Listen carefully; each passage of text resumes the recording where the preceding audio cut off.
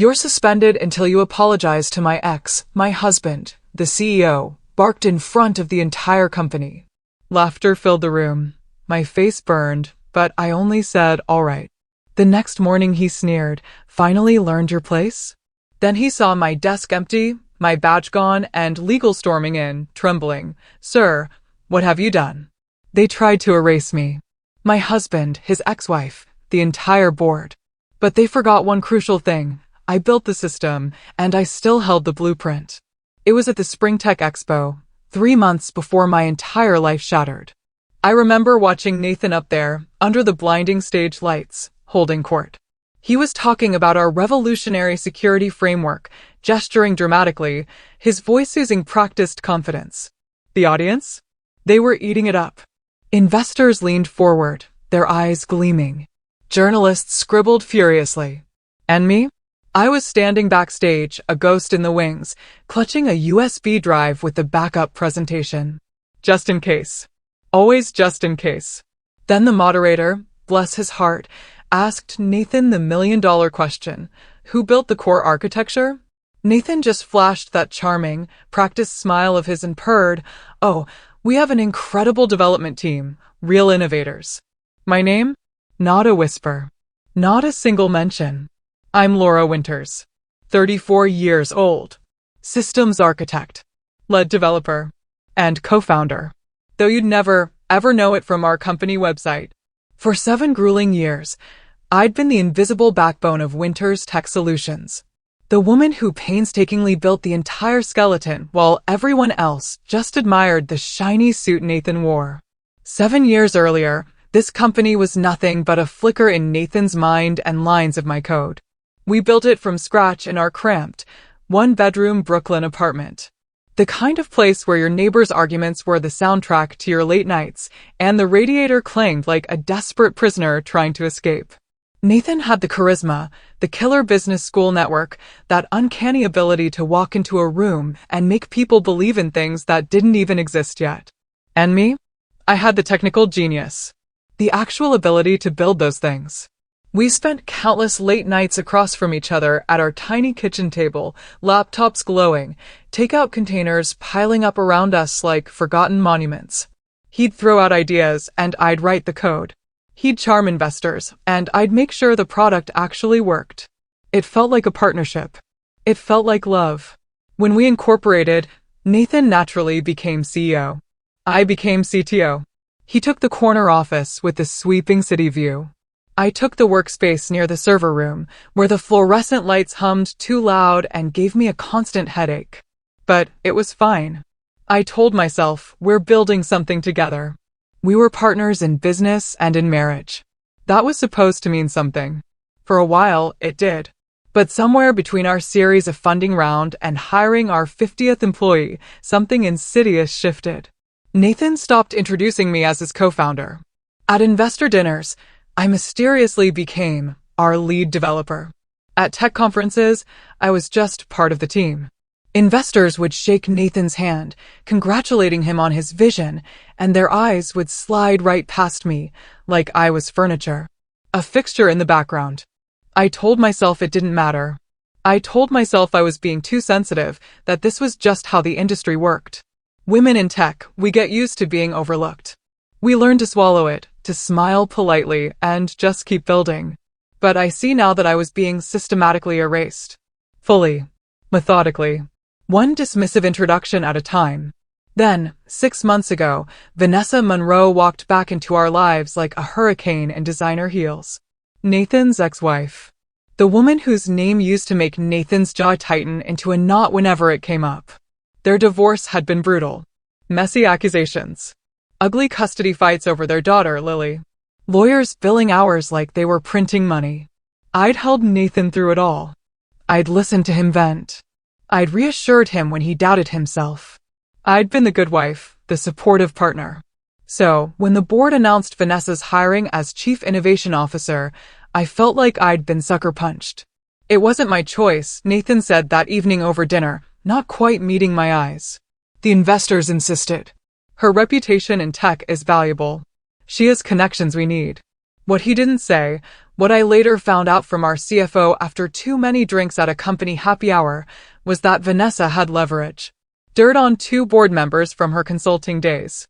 Nothing illegal, just embarrassing enough to motivate cooperation. She'd positioned herself perfectly, and the board caved. Vanessa's first staff meeting was a masterclass in subtle dominance. She walked in wearing a cream-colored blazer that probably cost more than my monthly car payment. Her dark hair swept back in a way that screamed effortless confidence. She smiled at everyone, warm, charming. Then her eyes landed on me. "You must be Nathan's wife," she purred, extending a perfectly manicured hand. "Not Laura. Not the CTO. Nathan's wife." I shook her hand and felt the deliberate dismissal in her grip. Firm enough to seem professional, quick enough to show she didn't consider me worth her time. Over the following weeks, Vanessa made her presence known. She attended meetings she had no business being in. She interrupted my technical explanations with buzzword-heavy suggestions that sounded impressive, but meant absolutely nothing. She'd smile at Nathan after contradicting me, and he'd nod thoughtfully, like she'd just discovered fire. Worse, she started presenting ideas that I recognized. Concepts I'd sketched out in internal documents. Approaches I'd mentioned in team meetings. She'd repackaged them with trendy language and presented them as her own innovations. And Nathan? He said nothing. Just looked away every time she undermined me. Like if he ignored it hard enough, it wouldn't be happening. I started noticing other things too. The way Nathan's assistant would schedule meetings with Vanessa without including me, even when they were discussing systems I'd built. The way Nathan came home later and later, always with some flimsy excuse about investor calls or board prep. The way he checked his phone constantly at dinner, smiling at messages he wouldn't share. 3 months ago, everything came to a head. Vanessa launched what she called her revolutionary security redesign. A flashy, buzzword-stuffed proposal that looked amazing in PowerPoint and would have been a catastrophe in reality. The board loved it. Nathan championed it. And over my explicit, dire warnings about architectural vulnerabilities, they greenlit the implementation.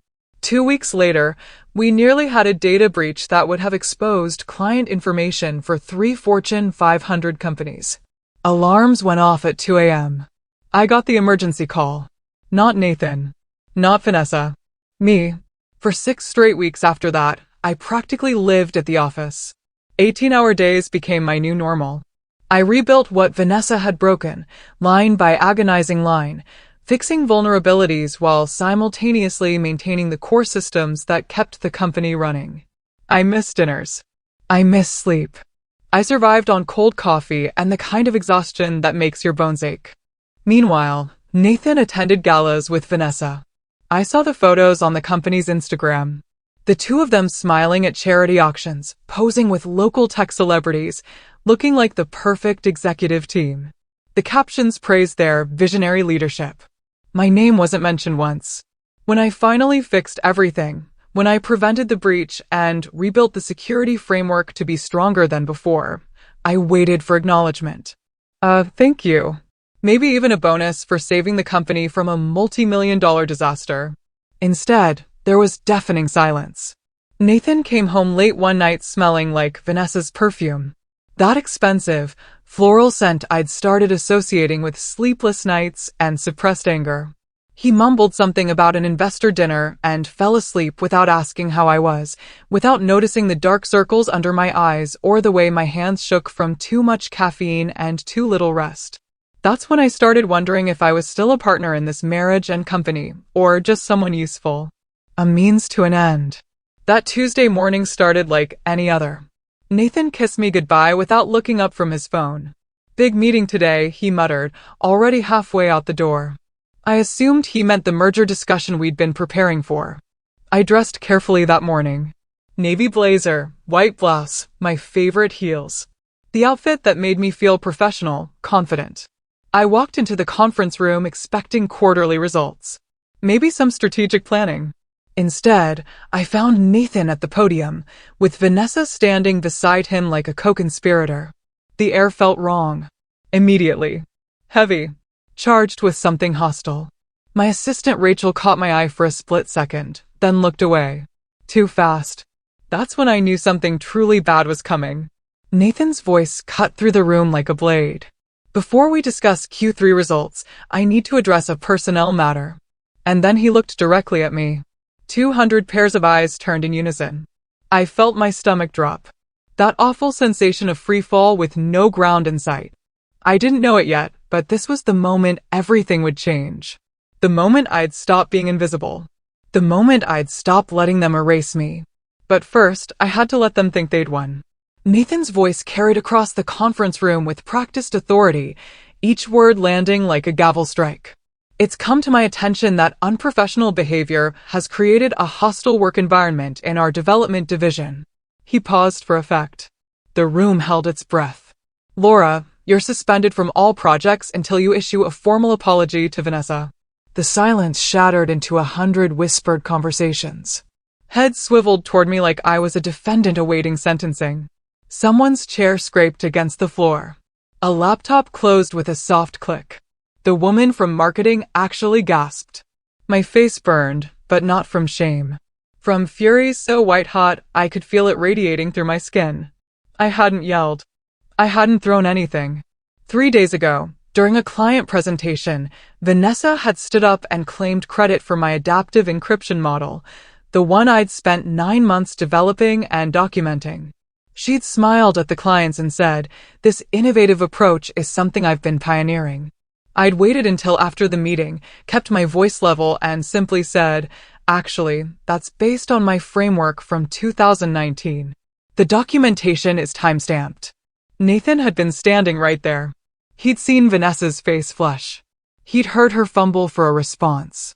And instead of backing me up, he glared at me like I'd committed some unforgivable act of betrayal. Like correcting the record was somehow worse than stealing credit. Now he was punishing me for it. Publicly. In front of 200 employees. Vanessa sat in the front row, examining her manicured nails with studied disinterest, but I caught the slight upturn at the corner of her mouth. She was enjoying this. She'd probably suggested it. I wanted to scream. I wanted to stand up and tell everyone exactly what Vanessa had done, what Nathan had allowed, how I'd been erased and undermined for months while I held this company together with code and caffeine.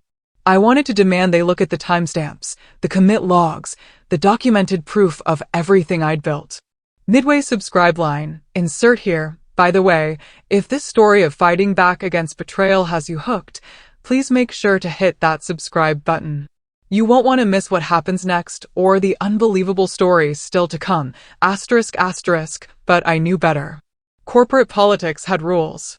Emotion made you look unstable. Anger made you look unprofessional. Fighting back in the moment made you the villain, not the victim. The person who stays calm wins. The person who controls the narrative survives.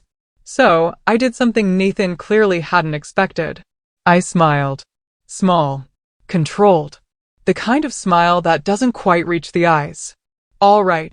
One word. Simple. Final. The whispers stopped dead. Nathan's confident expression flickered. Just for a second, confusion crossed his face, followed by something that looked almost like irritation. He'd wanted resistance. He'd staged this whole performance expecting me to argue, to defend myself, to give him justification for the public humiliation. I gave him compliance instead. The worst kind. The kind that offered no satisfaction. Vanessa's smile faltered too.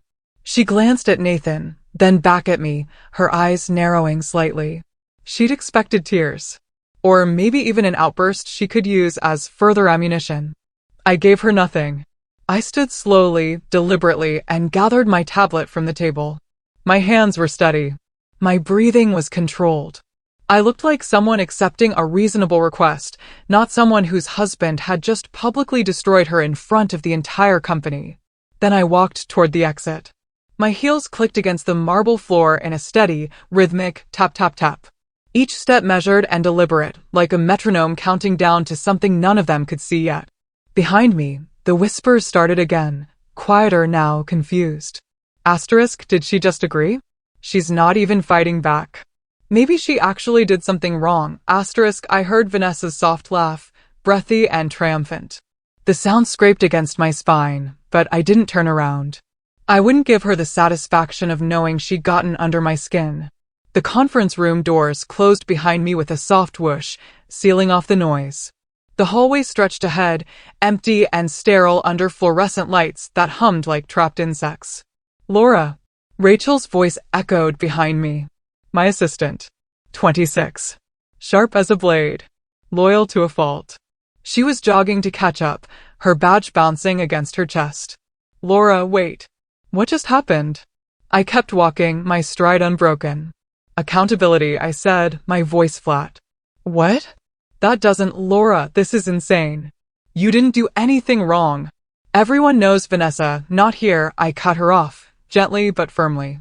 Rachel fell silent, but she stayed beside me as I walked through the open-plan workspace.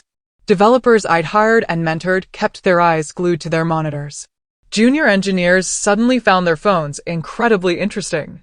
The woman who'd asked me for career advice just last week stared intently at her keyboard like it held the secrets of the universe. Fear. That's what I was seeing. They were afraid to be associated with me, now that I'd been marked. I passed the break room, where someone was microwaving fish. The universal signal that all corporate norms had collapsed. Two interns stood by the coffee maker, watching me walk by with wide eyes, their conversation dying mid-sentence. The elevator took forever to arrive. Rachel stood beside me, fidgeting with her ID badge, clearly wanting to say something, but not knowing what. When the doors finally opened, she grabbed my arm. Laura, you can't just leave. You have to fight this. I looked at her, really looked at her. She was young enough to still believe fairness mattered in corporate America. Young enough to think the truth would protect you. I'm suspended, I said quietly. There's nothing to fight right now. But Rachel, I softened my voice, trust me. This isn't over. The elevator doors closed between us, and I watched her worried face disappear as I descended. I didn't go home. My car seemed to drive itself through downtown traffic, weaving between delivery trucks and taxis until I reached a nondescript office building 15 minutes from Winters Tech. The kind of place that houses accountants and insurance adjusters and small consulting firms nobody's ever heard of. Third floor, suite 304. The door was plain gray with frosted glass, labeled only with WSC for Winter Security Consulting. Nathan didn't know about this place. I'd rented it 3 years ago, registered the business quietly, and told him I needed a private workspace for hobby projects. He'd nodded absently and gone back to his emails, never asking what those projects were. This was where I kept everything that mattered. Encrypted backups of every system I'd ever built for Winters Tech. Every contract, every email, every documented conversation.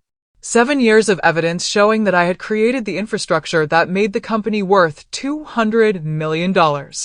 I sat down at my desk, booted up the secure server, and pulled up the original operating agreement. The one Nathan had signed when we incorporated 7 years ago. Most people don't read legal documents. They skim the highlights, trust their lawyers, and sign where they're told. Nathan was no exception. His lawyer had been his fraternity brother from business school. Competent enough, but not meticulous. I'd been meticulous. Section 12, subsection D, Intellectual Property Reversion Clause. The language was dry and technical, buried in the middle of page 8. It stated that if I were ever terminated or suspended without documented cause and proper arbitration proceedings, all proprietary technology one personally developed would immediately revert to my ownership. The company would retain a temporary license, but would be required to negotiate new terms within 30 days. I'd insisted on that clause, told Nathan it was standard protection for technical founders in case the company ever got acquired or went through hostile board changes. He'd shrugged, kissed me, and said, "Whatever makes you comfortable, babe. We're in this together." Together, right? I opened my calendar. Today was Tuesday.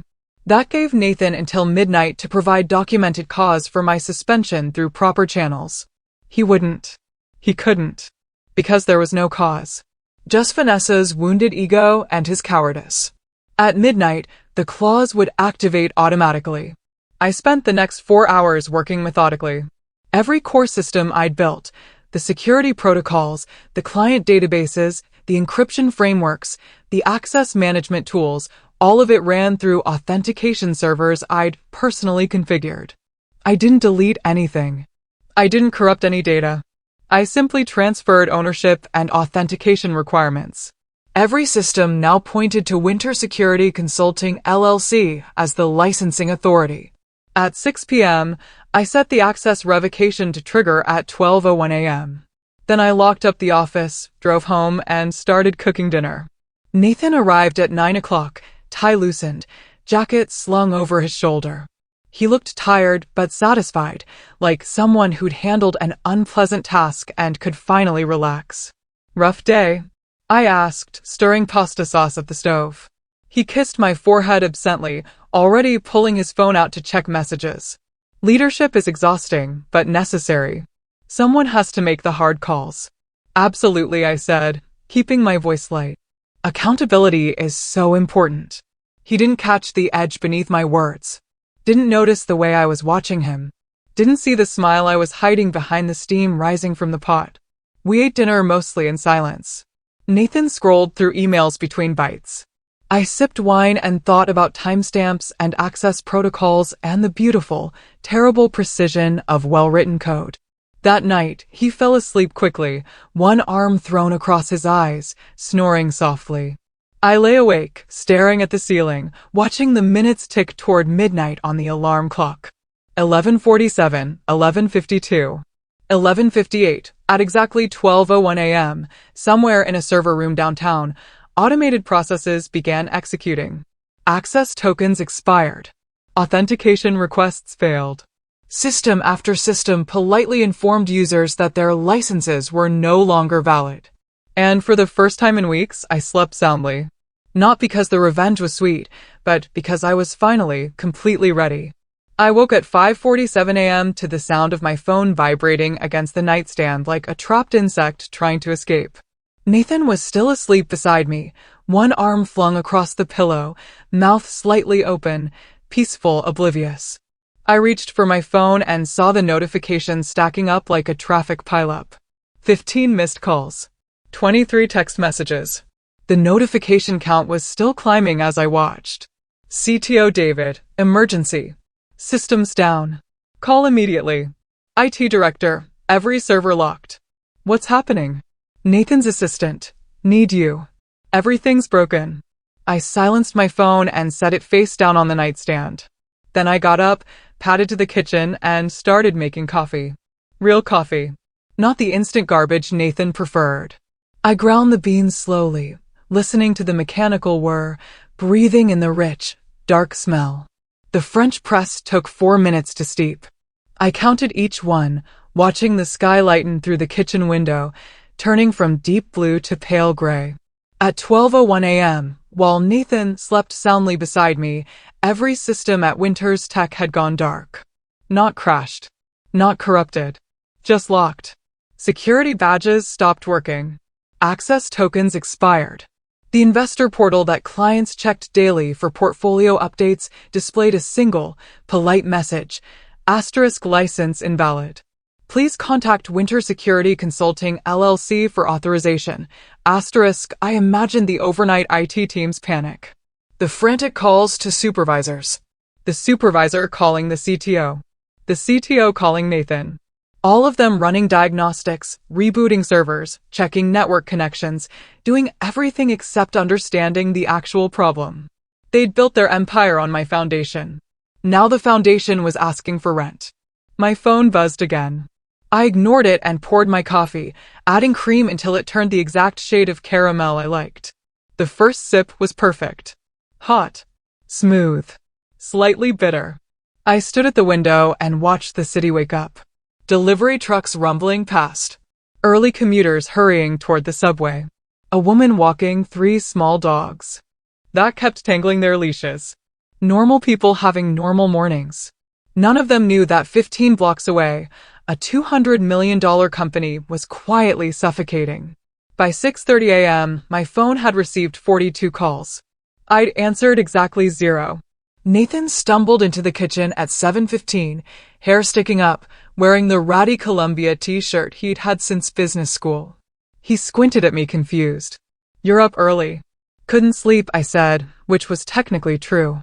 I'd been too satisfied to sleep much past 5. He grabbed his phone from the charger, and his face immediately shifted from sleepy to alert. Jesus Christ, what the— his thumb scrolled rapidly. 37 missed calls. I sipped my coffee and said nothing. He dialed someone, pressing the phone to his ear. David, what's going on? I just saw. He paused, listening. His face cycled through confusion, irritation, then something darker. What do you mean the systems are locked? All of them. Another pause. His eyes found mine across the kitchen. I met his gaze calmly. Coffee cup raised to my lips. Some kind of licensing issue? His voice rose slightly. That doesn't make any sense. We own— He stopped. Realization was starting to dawn. Slow. And terrible. I'll be there in 20 minutes. Get legal on this now. He hung up and stared at me. Did you know about this? About what? I asked innocently. The systems— everything's down. It says there's some kind of licensing error, but that's impossible because we own everything.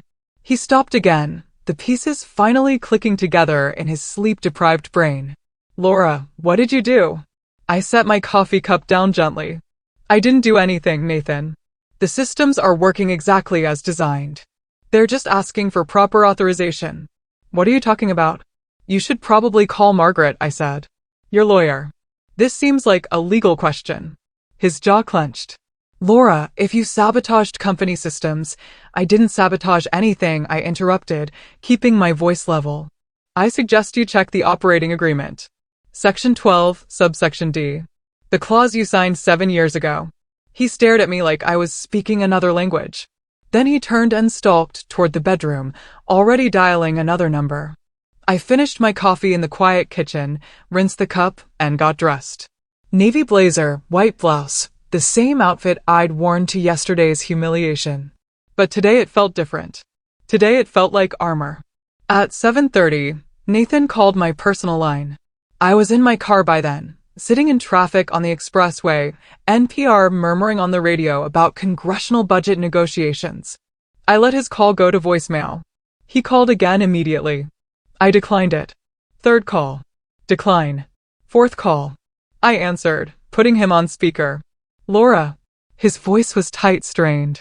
The tone of a man trying very hard to stay calm. What the hell is going on? The systems are completely down. Eddie says there's some kind of licensing issue. Every access token is showing expired. I said noncommittally. That's strange. Don't play games with me. The calm was cracking. Fix this now. I merged into the exit lane, signaling carefully. I would love to help, Nathan, but I'm suspended. Remember? Until I apologized to Vanessa for my unprofessional behavior. The silence on the other end was so complete I thought he'd hung up. Then, quietly, this isn't funny. I completely agree, I said. It's actually quite serious. You have clients who need access to their portfolios. Employees who can't get through security. A merger deadline in 3 weeks. This is very, very serious. Laura, you should probably call legal, I continued calmly. Margaret will be able to explain the situation better than I can. Have a good day, Nathan. I hung up before he could respond. My hands were steady on the steering wheel. My heartbeat was calm, measured. This was power. And it felt like breathing after being underwater for too long. I arrived at Winters Tech at 8 a.m. exactly. The lobby was absolute chaos. The security turnstiles were offline, their little red lights blinking like angry eyes. A crowd of employees was bunched up near the elevators, which were apparently locked on some floors. The receptionist, normally polished and unflappable, looked close to tears as she manually logged people in on a paper sign-in sheet, her handwriting getting progressively shakier. Laura Winters, I said when I reached the front desk, I have a meeting with legal. She barely glanced at me, just waved me through with a frazzled, go ahead. I took the stairs. The elevators were apparently only working intermittently, and I climbed to the executive floor. My heels echoed in the concrete stairwell, steady and rhythmic. The executive floor was somehow worse. Nathan's assistant, Jennifer, was at her desk juggling 3 phones, her normally perfect blonde hair falling out of its bun. When she saw me, Relief flooded her face. Laura, thank God. He's in his office. It's really bad. I'm sure it is, I said calmly. I didn't knock. I just opened the door and walked in. Nathan was behind his desk, still in yesterday's wrinkled dress shirt, no tie. Surrounding him were David, the CTO, looking pale and exhausted, two IT managers I recognized but couldn't name, both frantically typing on laptops, and Margaret Holloway, our lead attorney, holding a thick folder and looking like she'd rather be anywhere else. They all looked like they'd aged a decade overnight. David had dark circles under his eyes that suggested he'd been up all night. One of the IT managers was literally shaking as he typed. When Nathan saw me, his face cycled through a rapid sequence of emotions: confusion, anger, desperate hope, and then something I'd never seen there before. Fear. What are you doing here? He demanded. You're suspended. I set my bag down on the chair by the door and kept my voice calm. Professional. I'm here as a vendor. Margaret called me. Every head in the room swiveled toward Margaret. She stepped forward, holding the folder like it contained evidence of a murder. Nathan, we have a significant problem. A very significant problem. I know we have a problem. Nathan snapped. The systems are down. That's why I need Laura to. The intellectual property reversion clause from your original operating agreement has been triggered, Margaret interrupted. Her voice was tight, carefully controlled. As of midnight last night. Nathan blinked. What clause? I smiled. Just slightly. Section 12, subsection D. The one you signed 7 years ago when we incorporated. Margaret opened the folder and pulled out a document. The original operating agreement, covered in sticky tabs and highlighted sections. As of 12:01 a.m. this morning, Laura legally owns all proprietary systems she personally developed. Every security protocol, every encryption framework, every database architecture. Without her explicit authorization, the company cannot operate. The blood drained from Nathan's face so quickly I thought he might actually faint. That's impossible, he whispered. It's notarized, Margaret said. Timestamped. And according to 3 different attorneys I consulted at 6 this morning, completely ironclad. David made a strangled sound. You're saying Laura owns our entire infrastructure? Not exactly, Margaret corrected. She owns the intellectual property. The company has a temporary license that expired when she was suspended without documented cause and proper arbitration proceedings. Nathan turned to me, voice rising. You can't do this. This is extortion. Actually, I said calmly, I didn't do anything. You did. When you suspended me publicly, without cause, without documentation, and without following the arbitration process outlined in the operating agreement. Margaret nodded. She's right. The suspension triggered the clause automatically. Nathan's face shifted from white to red. You planned this. I prepared for this, I corrected. There's a difference. His hands were shaking. Actually shaking. Do you have any idea what you've done? We have the Caldwell merger in 3 weeks. We have clients who need access. I know exactly what you have, I interrupted. The question is, what are you going to do about it? The room went silent. Even the IT manager stopped typing. Nathan looked around desperately. At David. At Margaret. At the IT team. No one was coming to his rescue. No one had a solution. Finally, his shoulders sagged. What do you want? I picked up my bag and walked toward the conference table, settling into a chair like I was attending any normal meeting. Let's discuss terms. Nathan lunged forward, hands slamming against the conference table hard enough to make the laptops jump. Fix this now. I didn't flinch. Didn't blink. Just looked at him with the same calm expression I'd give a stranger asking for directions. I'd be happy to help, I said evenly. My consulting rate is $15,000 per day, plus a seat on the board, full reinstatement with back pay, and a public apology acknowledging my contributions to the company. The room went so quiet I could hear the ventilation system humming overhead. You're insane. Nathan breathed, his voice somewhere between disbelief and rage. I'm expensive, I corrected. There's a difference. David, the CTO, cleared his throat nervously. He looked like he'd been awake for 36 hours straight, which he probably had. Sir, with all due respect, if we don't resolve this by noon, we miss the Caldwell merger deadline. That's $40 million plus breach of contract penalties. We're looking at total exposure of, I know what we're looking at. Nathan snapped, cutting him off. But I could see it happening. The slow, terrible realization spreading across his face like ink on water. He was cornered. Completely. Utterly cornered.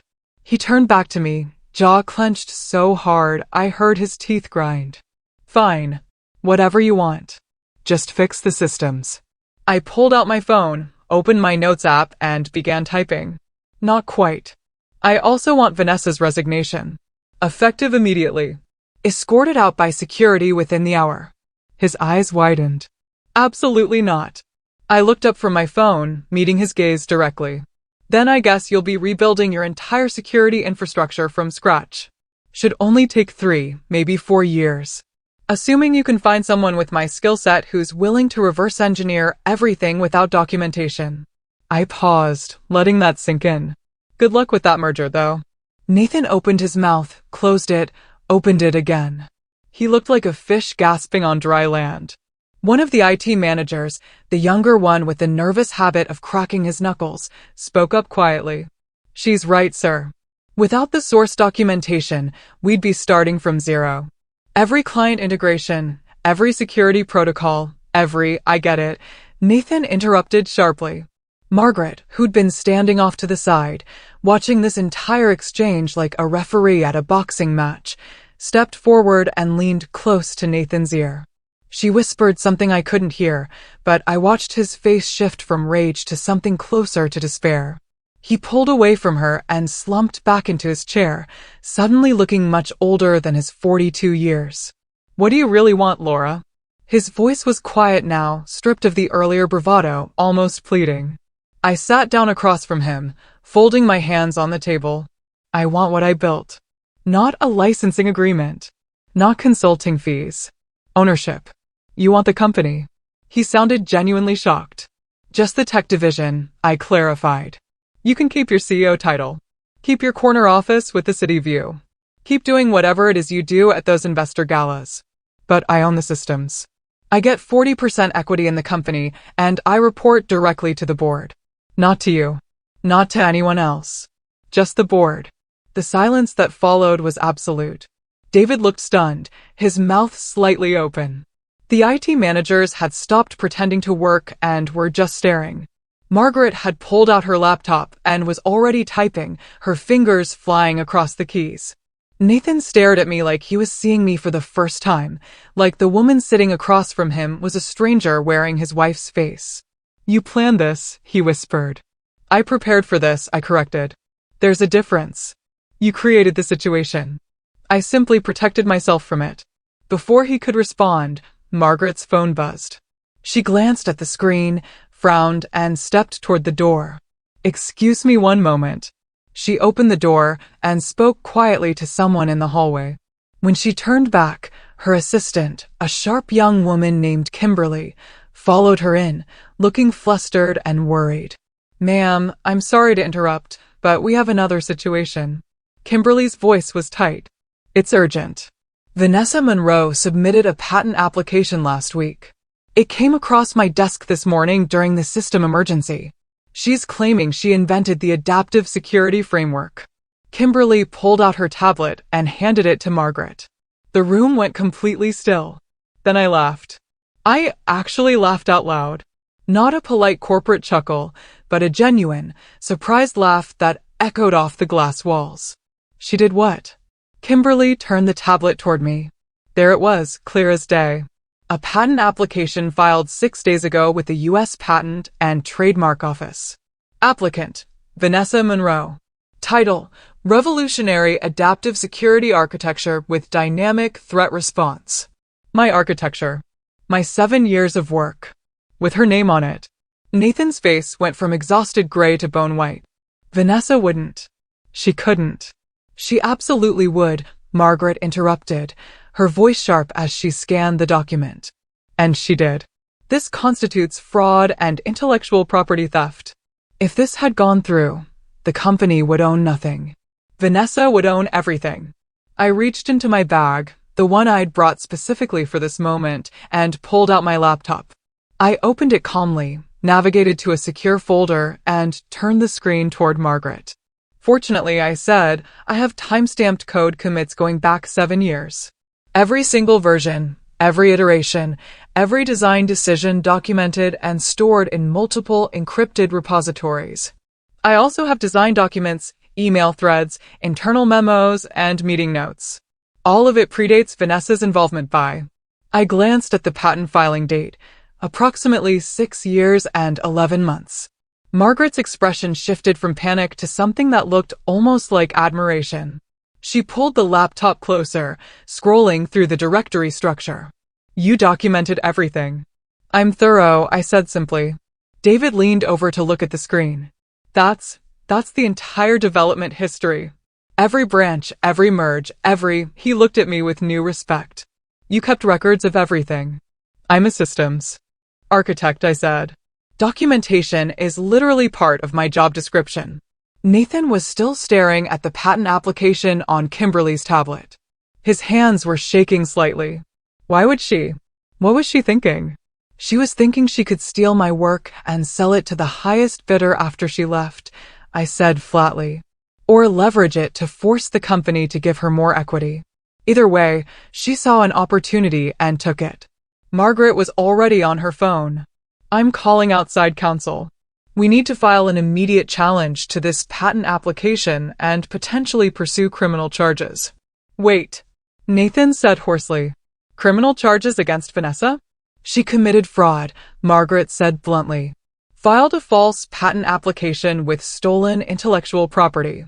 That's a federal crime, Nathan. If we don't pursue it aggressively, we look complicit. I watched the reality settle over him.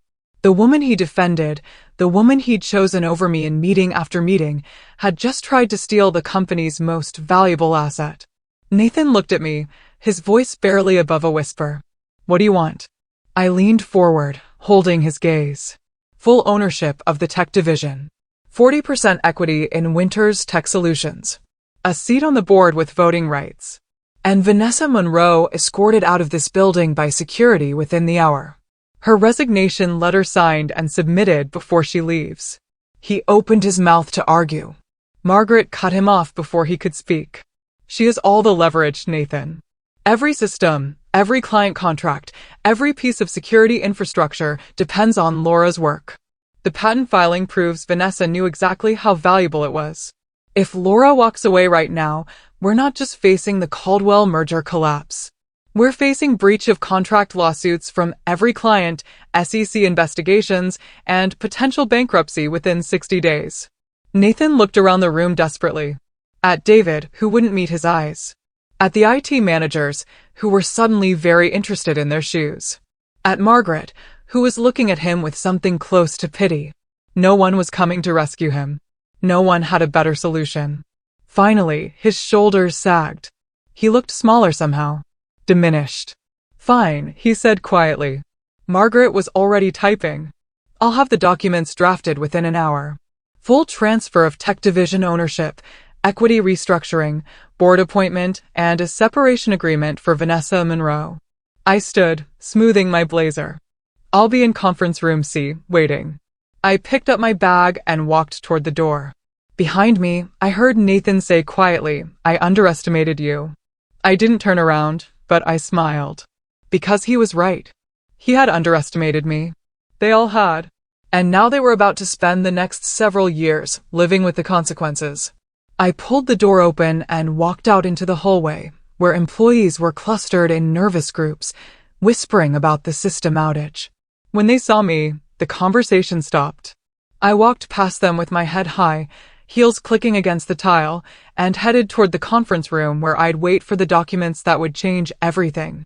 The last thing I heard before the elevator doors closed was someone whispering, "Is that Laura? What's she doing here?" I thought she was suspended. The elevator descended smoothly, and I watched the floor numbers tick down. Ground floor approaching. A new foundation being laid.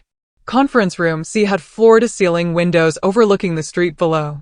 I stood there watching the city move, taxis honking, pedestrians hurrying past food trucks, a bike messenger weaving through traffic with reckless confidence.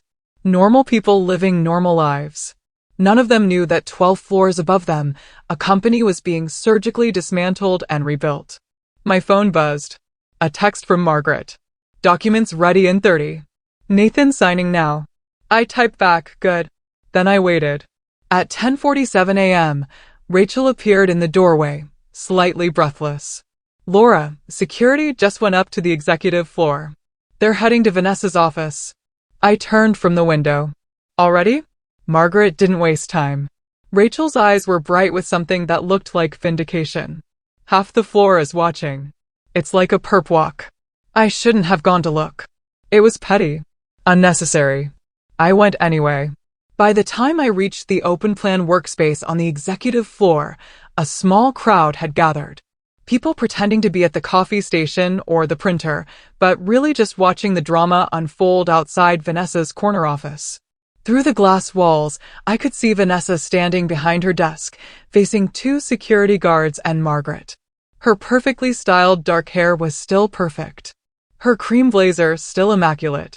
But her face was twisted with rage. I couldn't hear the words, but I could read her body language. Arms crossed defensively. Chin raised. The posture of someone who refused to believe they'd lost. Margaret remained calm, holding a folder and speaking in measured tones.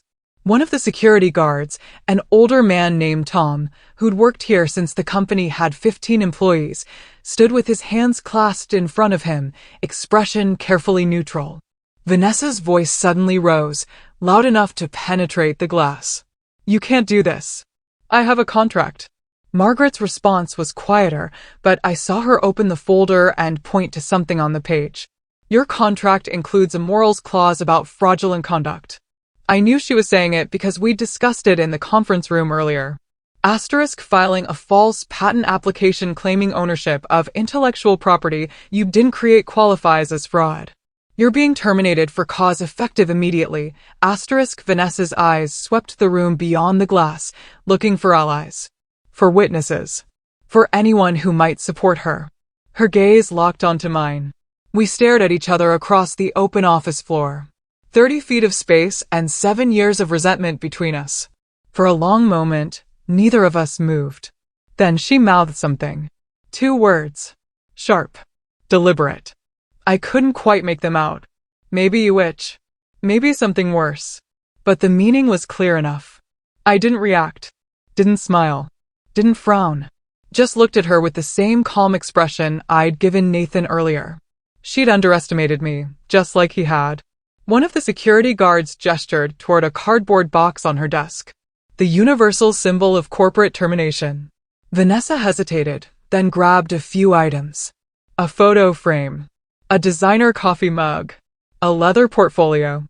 She didn't pack slowly or dramatically. She moved with sharp, angry efficiency, throwing things into the box without care for what broke or bent. By 11:03 a.m., she was walking toward the elevators, flanked by security, carrying the box against her chest like a shield. The crowd parted to let her through. No one spoke. No one met her eyes. When she passed me, she stopped. Just for a second. This isn't over, she said quietly, her voice low enough that only I could hear. I looked at her steadily. Yes, it is. The security guards urged her forward gently, and she walked to the elevator without looking back. The doors closed. She was gone. The crowd dispersed quickly after that, people scattering back to their desks with hurried whispers and sidelong glances. I caught fragments of conversations. Asterisk, did you see her face? What did she do? I heard she tried to steal company secrets. Asterisk, Rachel appeared at my elbow. That was intense. That was necessary, I corrected. She nodded slowly. People are scared now. They're wondering what else is going to change. Everything, I said. But that's not a bad thing. At 2 p.m., my laptop pinged with a company-wide email notification. I was in my new office. They'd moved me into one of the vacant executive suites within an hour of the documents being signed. I watched the email appear on screens across the open workspace through my glass wall. From Nathan Winters. Subject: Leadership Announcement. Asterisk team. Effective immediately, Laura Winters is promoted to Chief Technology Officer and Board Director. Her contributions to this company have been invaluable, and we are grateful for her continued leadership in advancing our mission. Please join me in congratulating Laura on this well-deserved recognition. Best, Nathan. Asterisk, I read it 3 times. Studied every word choice. Every careful omission. No mention of the suspension. No acknowledgement of yesterday's public humiliation. No apology for erasing me from the company narrative for years. Just corporate spin. Polished and sanitized. But I didn't need his apology. I had something better. Power. Equity. And a seat at the table where decisions were made. My inbox immediately flooded with responses. Congratulations from colleagues, questions from department heads, meeting requests from people who'd barely acknowledged my existence a week ago. I answered the important ones and ignored the rest. Rachel knocked on my open door, eyes wide. It's official then. You're really on the board. I'm really on the board, I confirmed. She stepped inside, closing the door behind her. Can I ask you something? Of course. How long have you been planning this? I considered the question. I wasn't planning it. I was protecting myself. There's a difference. Still, she sat down across from me. You knew exactly what to do when he suspended you. You had that clause ready. You had documentation going back years. That's not just protection. That's strategy. I smiled faintly. Let's call it defensive strategy. She laughed. Whatever you call it, half the company is terrified of you now. Good, I said. Fear breeds respect. Eventually. That Friday, I attended my first board meeting. The conference room was on the top floor. Windows overlooking the city. A massive mahogany table that probably cost more than my first car. Leather chairs that whispered wealth and power. Nathan sat at the head of the table, same as always. But something was different. His shoulders were tighter. His smile was forced. The easy confidence that usually filled the room like expensive cologne was gone. I sat 3 seats down on the left side. Margaret sat beside me, her laptop open and ready. The other board members trickled in. Robert Chin, the venture capitalist who'd led our Series B. Sandra Ellis, a tech industry veteran with 30 years of experience. Michael Torres, our CFO. And 2 others I recognized but hadn't worked with directly. Nathan started the meeting with the standard opening remarks, but his voice lacked conviction. He stumbled slightly over the agenda items, had to check his notes twice, kept clearing his throat. When he reached the Caldwell merger discussion, he fumbled the projections, mixing up revenue forecasts and security audit timelines. Sandra frowned. Nathan, can you clarify the security integration timeline? The buyer needs assurance that I can address that, I said smoothly, opening my tablet. Everyone turned toward me. I pulled up the updated security assurance documentation, the work I'd completed after rebuilding Vanessa's disaster, and walked them through the integration timeline, the redundancy protocols, the third-party audit results. The room was silent except for my voice. When I finished, Robert leaned forward. This is excellent work, Laura. Thorough. Detailed. Exactly what we need. He glanced at Nathan, then back to me. Why haven't we heard more from you in these meetings before?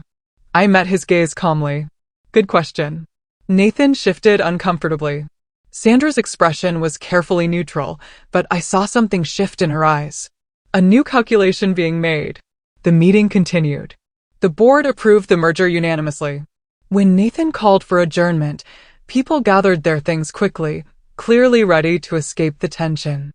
Robert caught up with me at the door. Laura, do you have a minute? We stepped into an empty hallway alcove. I want to apologize, he said quietly. We should have made you board director years ago. Nathan's been protective of the leadership structure. He wanted to maintain a certain image. He paused. We let him. You did, I agreed. He had the grace to look uncomfortable. That was a mistake. You've been carrying this company, technically, for a long time. Yes, I said simply. I have. It won't happen again, he said. You have my word. I nodded. I appreciate that. He smiled slightly. For what it's worth, you scared the hell out of Nathan this week. That clause was brilliant. It was necessary, I corrected. Even better, he said. That evening, Nathan came home after 9. I was on the couch in our condo reviewing vendor contracts for a new project, a glass of red wine on the side table. I'd changed into comfortable clothes, yoga pants and an old college sweatshirt, but I was still working. He stood in the doorway for a long moment, just looking at me. Happy now? He finally asked, his voice heavy with bitterness. I looked up from the contract. I'm satisfied. There's a difference. He walked to the armchair across from me and sat down heavily, loosening his tie. He looked exhausted, defeated. I underestimated you, he said quietly. Yes, I said simply. You did. We sat in silence for a while. The city hummed beyond our windows. A siren wailed somewhere distant. Is this how it's going to be now? He asked. You at the board meetings? Me? What? Reporting to you. You report to the board, I said. Same as always. I'm just part of that board now. That's not what I mean. I set the contract aside. Then what do you mean, Nathan? He ran his hands through his hair. I mean us. This marriage. Is there anything left? I took a sip of wine, considering my answer carefully. That depends, I said finally. Can you treat me like a partner instead of an employee? He was silent for a long time. The seconds stretched into minutes.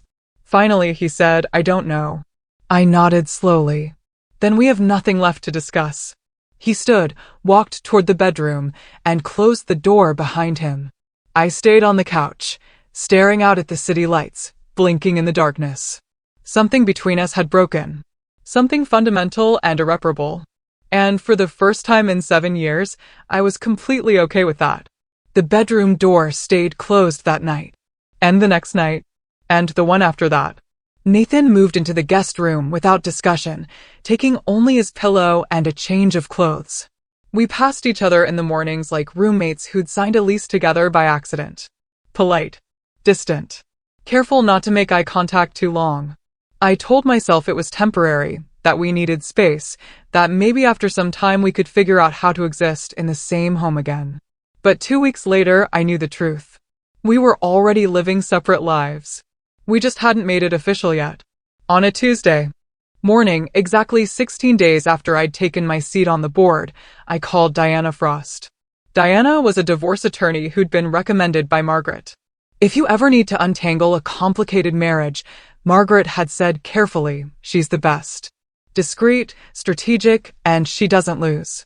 Diana's office was in a sleek high-rise downtown, all glass and steel and minimalist furniture that cost more than it looked. She was in her early 50s with silver-streaked haircut in a sharp bob and glasses that made her look like a librarian who moonlighted as a corporate assassin. Tell me what you need, she said after we'd exchanged pleasantries, and she poured us both coffee from an expensive-looking French press. I laid it out simply. I want a divorce. My husband and I own a tech company. I have 40% equity. He's the CEO. I'm CTO and board director. It's complicated, but I want it clean. Diana made notes on a legal pad, her handwriting precise and angular. How complicated? We started the company together 7 years ago. I built all the proprietary technology. He handled business development. Recently, things deteriorated. He publicly humiliated me, suspended me without cause, and I had to leverage an IP reversion clause to get my position back. Diana looked up sharply. You have an IP reversion clause in your operating agreement? I do, and it held up completely. She smiled. The kind of smile a chess player gives when they realize their opponent just made a fatal mistake. Then you have significant leverage. He can't push you out. He can't buy you out without your consent. You own the foundation the company is built on. I know, I said. But I don't want to destroy him. I just want what's fair. Diana set down her pen. Fair is exactly what we'll get. But Laura, in my experience, fair often looks like victory to the person who's been underestimated for too long. Are you prepared for that? I thought about it. About Nathan's face when he'd realized what I'd done. About Vanessa being escorted out by security. About sitting at the board table and finally being heard. Yes, I said. I'm prepared. Nathan received the divorce papers on a Thursday. I was in my office reviewing vendor contracts when Rachel buzzed me. Nathan's here. He doesn't have an appointment, but he's asking to see you. I glanced at my calendar. I had 20 minutes before my next meeting. Send him in. Nathan walked through the door looking like he hadn't slept in days. His tie was loosened. His shirt wrinkled. His eyes red-rimmed. He closed the door behind him carefully, like he was afraid it might shatter. Laura, his voice was raw. He gestured to the chair across from my desk. Sit. He sat, and suddenly he looked smaller than I'd ever seen him. Diminished. The confident CEO who'd commanded boardrooms and charmed investors was gone, replaced by someone who looked lost. I know I screwed up, he said quietly. The meeting. Vanessa. All of it. But we can fix this. We can go to counseling. I can change. Just don't do this. I folded my hands on my desk. Nathan, I'm not doing this to punish you. Then why? Because somewhere along the way, you stopped seeing me as your equal. You stopped introducing me as your partner and started treating me like an employee you could discipline when I didn't perform to your expectations. He flinched. I never meant, it doesn't matter what you meant, I interrupted gently. It matters what you did. For years, you let Vanessa undermine me. You stood by while investors ignored me.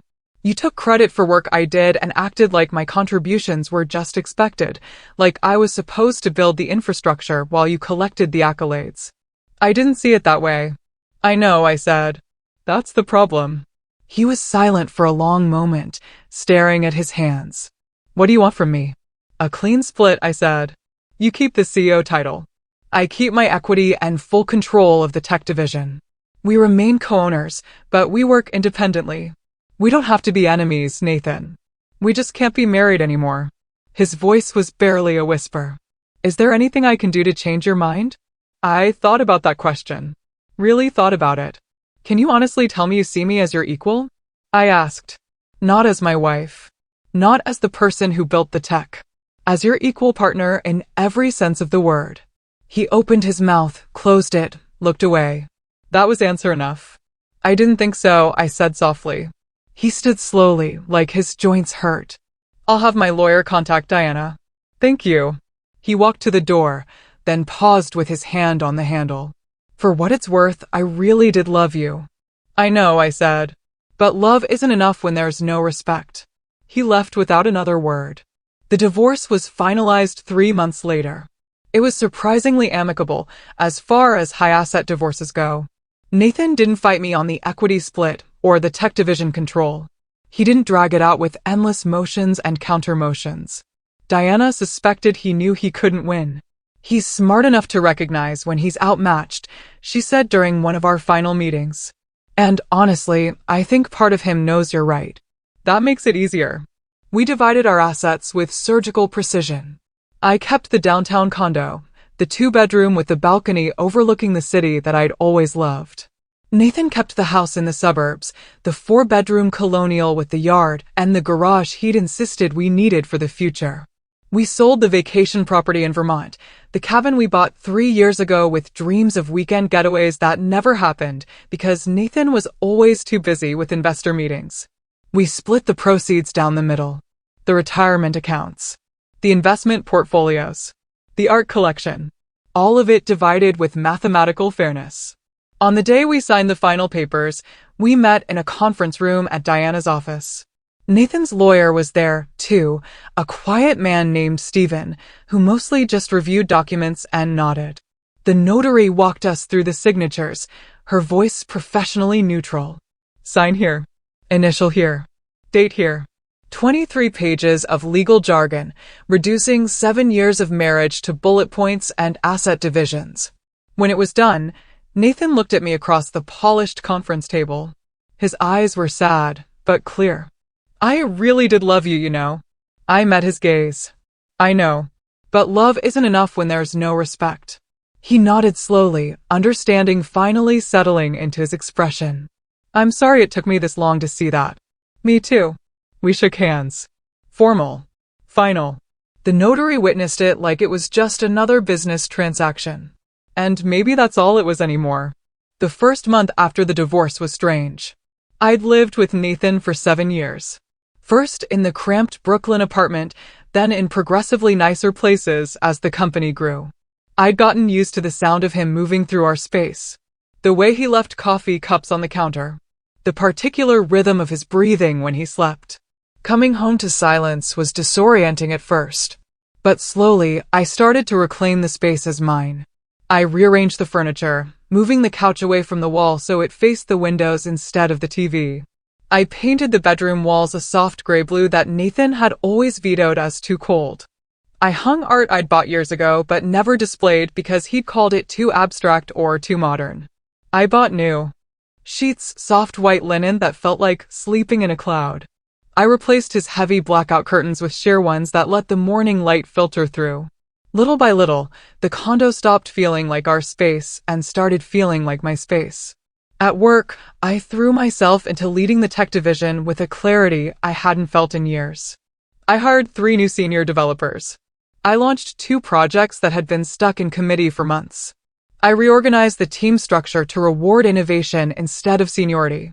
Employees who'd once avoided me in the hallways now stopped to ask questions, to pitch ideas, to seek my input on decisions. Rachel became my right hand, managing schedules and priorities with fierce efficiency. "You're different now," she said one afternoon as we reviewed project timelines. "More, I don't know, present." "I'm not carrying as much weight," I said. "The divorce, among other things." She nodded. "For what it's worth, I think you made the right call. You seem happier." I considered that. "I think I am." One evening, about 6 weeks after the divorce was finalized, I stood on my balcony with a glass of wine, watching the sun set over the city. The sky was painted in shades of orange and pink. The buildings silhouetted against the fading light. For the first time in years, maybe for the first time since Nathan and I had gotten married, I felt light. Not happy exactly, not yet, but light. Free. Like I'd been carrying a weight so long I'd forgotten it was there. And now someone had lifted it off my shoulders. I was alone, but I wasn't lonely. I was whole. And that, I realized, was worth more than any marriage certificate. The balcony became my thinking space. Every evening after work, I'd stand there with a glass of wine or a cup of tea, watching the city transition from day to night. The office buildings would light up one by one like stars appearing in an urban sky. I'd watch the traffic pattern shift, the rush hour chaos giving way to the quieter rhythm of evening. It was during one of these moments, about 6 months after the divorce was finalized, that I realized something had fundamentally changed. I wasn't just surviving anymore. I was building. The tech division had become the crown jewel of Winter's Tech Solutions. In the 6 months since I'd taken full control, we'd grown from 32 employees to 57. I'd hired aggressively, not the safe, credentialed candidates that HR usually pushed, but young, hungry developers with unconventional backgrounds. The kid who'd taught himself to code in high school and never bothered with college. The woman who'd left a PhD program because she wanted to build things instead of theorize about them. The former gaming developer who saw security vulnerabilities the way chess masters see checkmates 3 moves ahead. They were brilliant. Ambitious. And they trusted me in a way they'd never trusted Nathan. We launched 2 new products that quarter. The first was an AI-driven threat detection system that learned from attack patterns in real time, adapting faster than any manual security protocol. We called it Sentinel Watch. Within 2 weeks of launch, we had 12 enterprise clients signed on, including 2 Fortune 100 companies. The second was a blockchain-based data verification platform that made it virtually impossible to tamper with audit trails. Perfect for financial services, healthcare, any industry where data integrity was critical. We called it Chainproof. Both products were immediate hits. Tech publications ran features. Industry analysts upgraded our company ratings. Clients who'd been lukewarm suddenly wanted meetings.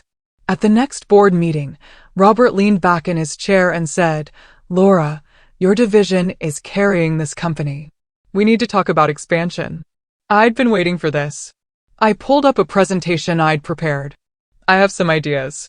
For the next 20 minutes, I walked them through my vision, opening a West Coast office, hiring specialized teams for different verticals, potentially acquiring a smaller security firm to expand our capabilities. The board members listened intently, asked smart questions, nodded at the right moments. Nathan sat at the far end of the table, silent. His CEO title felt increasingly ceremonial. He still managed day-to-day operations, HR issues, facility management, vendor negotiations, but I was the one driving growth. I was the one bringing in new revenue. It was a complete reversal of our original dynamic, and neither of us had quite anticipated how strange it would feel.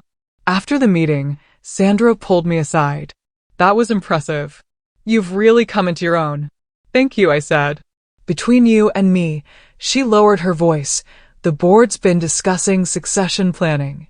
Nathan, he's struggling. We may need to make some changes in the next year. I nodded slowly. I understand. He studied my face. How would you feel about that? It's not personal, I said. It's what's best for the company. She smiled. Good answer. 2 weeks later, my assistant buzzed me during lunch. Laura, there's a Marcus Lynn on the line. He says you don't know him, but he's hoping you'll take the call. I didn't recognize the name.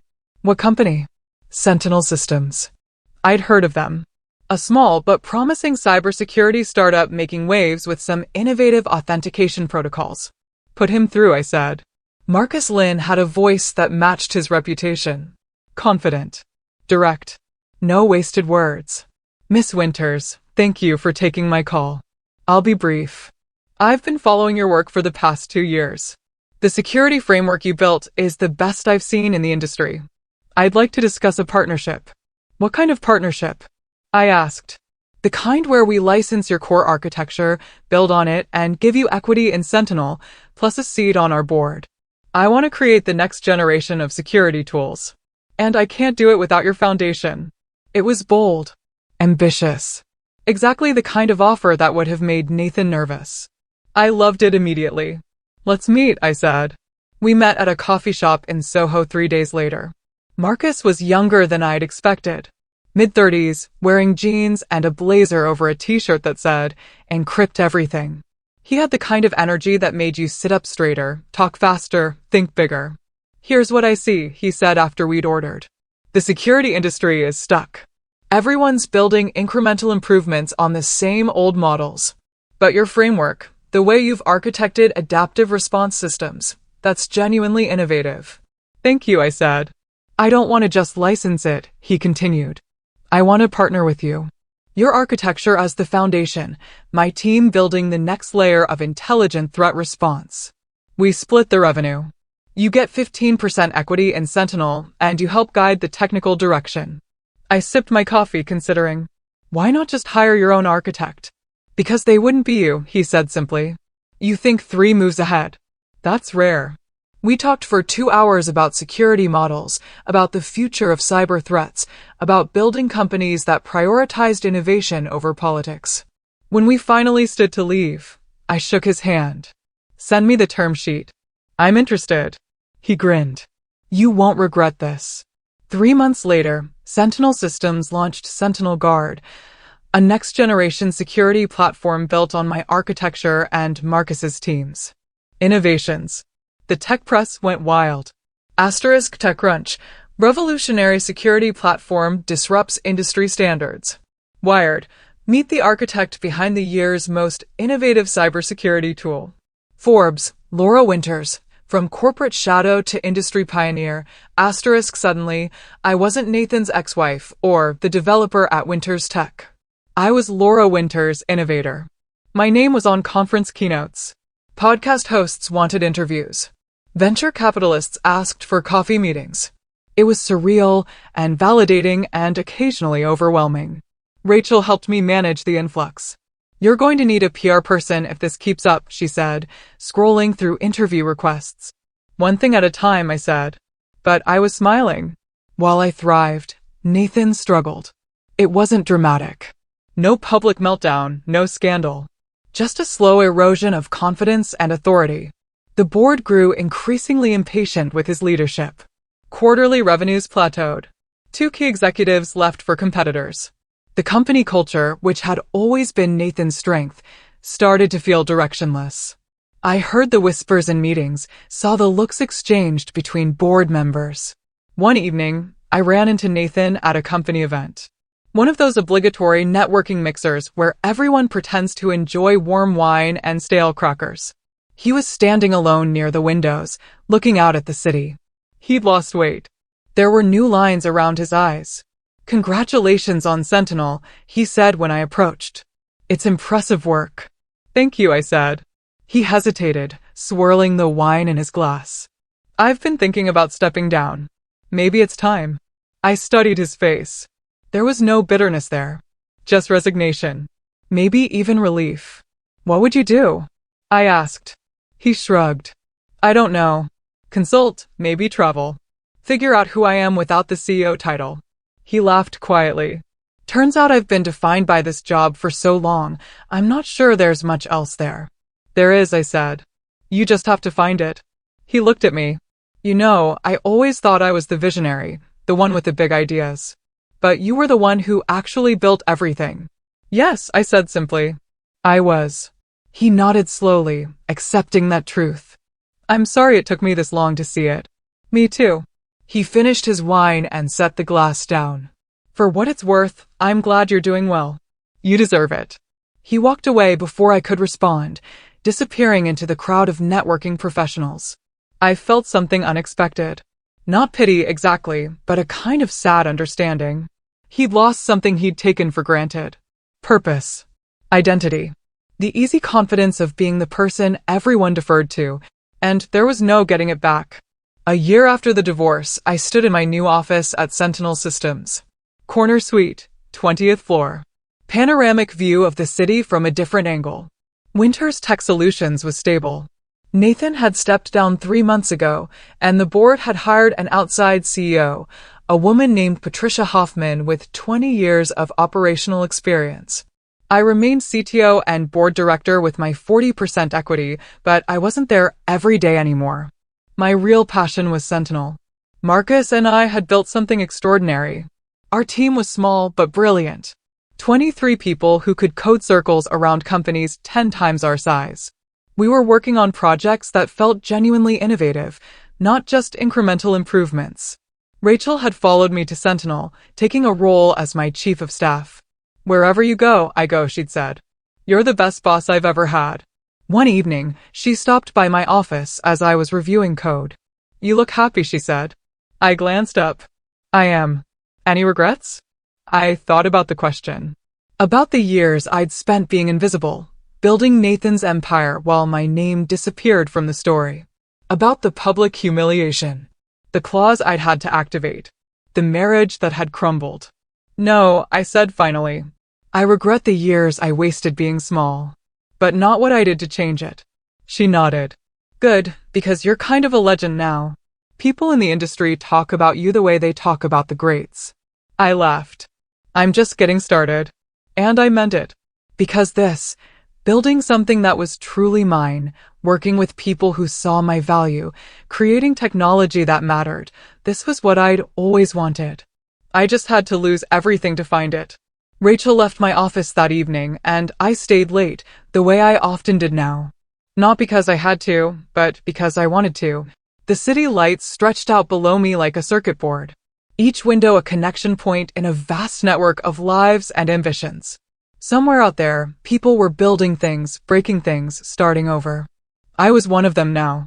Not the woman in the background. Not the invisible architect. Just Laura Winters, building her empire. 2 years after everything had imploded, after the suspension, the clause activation, the divorce, I attended a tech conference in Austin. It was one of those massive industry events where everyone wore branded hoodies and expensive sneakers, where panel discussions ran simultaneously across 4 ballrooms, where the coffee was surprisingly good and the networking was aggressively optimistic. I was there as a keynote speaker, building resilient security architectures in an AI-driven world. The room had been packed, standing room only, and the questions afterward had been sharp and engaged. I was riding that post-presentation high, the one where you feel like maybe you actually do know what you're talking about, when I saw her. Vanessa Monroe. She was across the hotel ballroom at a cocktail reception, standing near a display booth for a startup I didn't recognize. She looked polished as always, Tailored dress, perfect hair, but there was something strained around her eyes. A tightness that hadn't been there before. I watched her present to a small group gathered around the booth. Her gestures were animated, her smile bright, but I could read the desperation underneath. The startup was struggling. Anyone who'd been in the industry long enough could see it. After her presentation, the small crowd dispersed quickly. She was left standing alone, adjusting materials on the display table with slightly too much focus. I should have walked away. Should have gotten another glass of wine and found Marcus to debrief the day. But I walked over. Vanessa. She turned, and for a split second, genuine surprise crossed her face. Then her professional mask slid into place. Laura. Her voice was cool. Controlled. I saw your keynote was well attended. Congratulations. Thank you, I said. Your presentation looked interesting. We stood there in that awkward space where two people who'd once been enemies try to figure out if they're still fighting. Finally, she said, I underestimated you. I took a sip of my wine. Yes, you did. For what it's worth, she continued, her voice quieter now, Nathan underestimated you, too. We both did. I know. She studied me for a moment, and I saw something shift in her expression. Something almost like respect. You won. I shook my head. I didn't win. I just stopped losing. She smiled faintly, a real smile this time, not the polished corporate version. There's a difference. A big one. She nodded slowly, then extended her hand. For what it's worth, I'm sorry about the patent filing. About the way I treated you. You were better than I gave you credit for. I shook her hand. Apology accepted. She picked up her bag from the display table. I should go. My flight's early tomorrow. Good luck with the startup, I said. Thanks. I'll need it. She walked away, disappearing into the crowd of conference attendees in their startup t-shirts and venture capital confidence.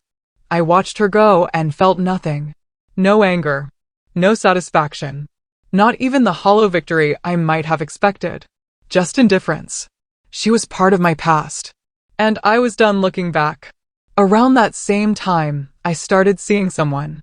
His name was Alex Carter, and I'd met him at a Sentinel board meeting where he'd been presenting research on predictive analytics. He was a data scientist. Brilliant. Thoughtful. With a kind of mind that found patterns where others saw chaos. He was also refreshingly uncomplicated. On our third date, over Vietnamese food at a tiny restaurant in the East Village, he said, "Can I ask you something?" "Sure. You're kind of intimidating. You know that, right?" I laughed, nearly choking on my spring roll. "Is that a problem?" He smiled, eyes crinkling at the corners. "No. It's attractive.